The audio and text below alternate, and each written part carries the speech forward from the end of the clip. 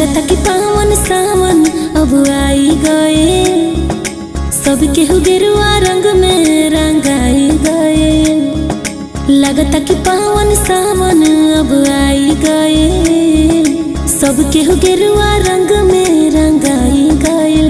कि लागे बड़ी निक कांधे कांवरिया हो, बोलबम बोलत काटी जाला डगरिया हो। रिम झिम बरसे जब सावन बदरिया, जलवा चढ़ाई जाके भोले दुआरिया हो। रिम झिम बरसे जब सावन बदरिया।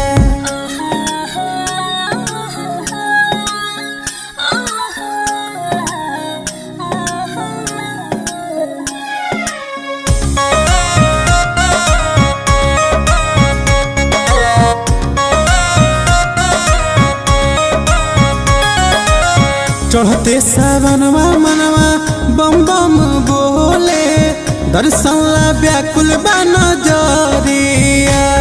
ई पूरा जगत जमाना बा भोले के दीवाना, भीड़ भइल बाटे भारी लागल बायाना जाना। देखा सज गइल देव घर नगरिया हो, भोले कठिन बाटे सुन डगरिया हो।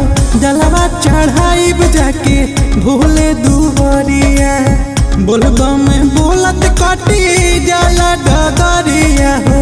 रिम झिम बरसे जब सावन बदरिया।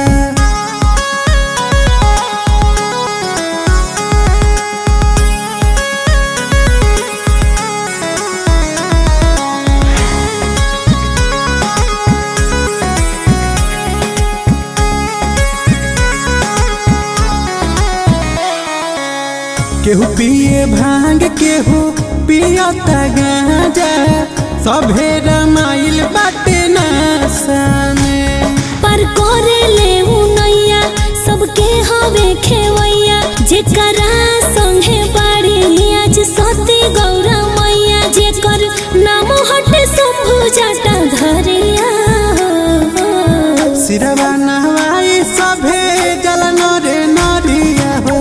रिम झिम बरसे जब सावन बदरिया, जलवा चढ़ाई जाके भोले दुआरिया हो। रिम झिम बरसे जब सावन